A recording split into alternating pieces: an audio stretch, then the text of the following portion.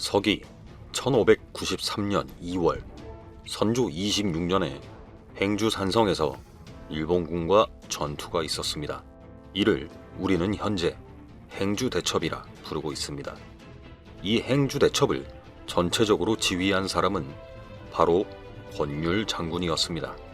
수적으로 열세였던 상황에서 일본의 3만 대군과 맞서 싸워 이길 수 있었던 승패의 갈림길이 어느 부분이었는지 짧게나마 짚어보려 합니다. 3만의 대군으로 행주산성을 에워싸며 공격해오는 일본군은 조선이 이중으로 방비해둔 목책, 나무로 된 방어벽과 목책 뒤에 배치된 화차의 공격을 저지하려 했습니다. 그리고 행주산성은 절벽 위에 높은 곳에 위치해 있기 때문에 성 아래에서 아무리 총을 쏴도 성 안의 군사에게 닿을 수 없는 곳이었습니다. 그랬기 때문에 백병전을 주력으로 하던 일본군은 육로를 통해서 행주산성을 공략하려 했고, 수적으로 불리한 상황이었던 조선군도 치열한 백병전으로 맞서 싸웠습니다. 한강과 창릉천이 행주산성을 에워싸고 있었기에 자연적으로 방어선이 구축되기도 했었는데, 일본군은 이를 극복하고자 배에 기둥을 세워 성 안을 공격하려 했습니다. 그러나 이를 발견한 병사가 권율의 부관이었던 조경 장군에게 보고하자 사람이 들 수 있는 가장 큰 화포였던 지자총통, 지자포를 발포하라고 명령합니다.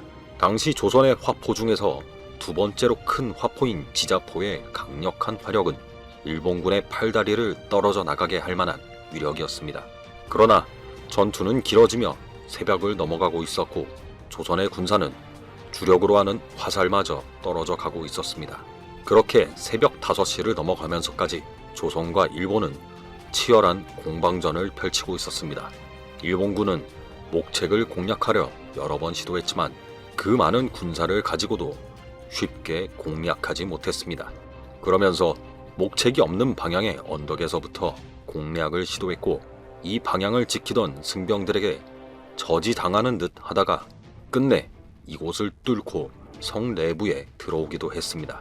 새벽을 넘어 아침까지 이어진 전투에 모두 지쳐 있었지만 물량으로 밀어붙이는 일본군에게 권율의 조선군도 쉽게 밀리지 않았습니다.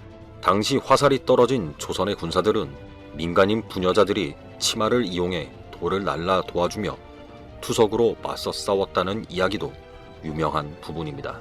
여러 방향으로 공격을 시도해도 쉽게 뚫리지 않는 조선의 방어전에 대군을 이끌고도 난전을 펼치는 일본군이었습니다. 그러던 중 양천으로 가는 길에 수십 척의 전라도 조운선이 나타나 적들의 후방으로 향했고, 그 조운선의 병력들이 내릴 기색을 보이자 일본의 군사들은 당황하기 시작했습니다. 당시의 일본에게 이순신 장군은 트라우마를 안길 만큼 강력한 존재였는데, 전라도 조운선의 병사들이 내릴 기색을 하자 이들이 이순신 장군이 이끄는 원군이라고 생각했는지 당황한 것입니다. 게다가 조선의 무기가 떨어져 난전을 펼치고 있던 와중에 다른 지역의 원군이 수만 발의 화살을 실은 배를 끌고 나타나 기적같은 구원의 손길을 뻗친 것입니다. 그러면서 조선은 공격에 박차를 가했고, 피해가 커진 일본군은 공격을 멈추고 다른 전투에서처럼 시체를 산더미같이 쌓은 후 불을 질렀습니다. 시체의 불길 뒤로 일본군은 퇴각하기 시작했고, 조선은 이를 추격하여 끝내 패퇴시켰습니다. 당시 양측 군의 피해는 엄청 컸는데 이에 대한 자세한 기록이 없는 상태입니다. 일본군의 시체도 산더미같이 쌓여 있었다고 하며 조선군도 최소 2,000명 이상의 사상자가 있었을 것이라는 의견이 많습니다. 그렇게 3만의 일본군에게 큰 타격을 입히며 적을 패퇴시킨 소식은 선조에게 알려졌습니다. 선조는 힘겨운 전투에 승리한 군사들을 치하하며 3만의 적들에게 어떻게 대항하여 싸웠나 물었고, 권율의 활약상과 인근 지역 장수들의 지원 여부도 물었습니다. 그러나 충분히 올 수 있는 거리의 여러 장수들은 오지 않았다는 보고와 함께 권율의 군사 통솔력이 훌륭했음을 선조에게 알리게 됩니다. 그리고 무기가 부족하여 위기에 빠질 뻔한 권율의 군사에게 화살을 실은 배를 끌고 와 위기에서 벗어나게 해준 이가 있었다고도 했습니다.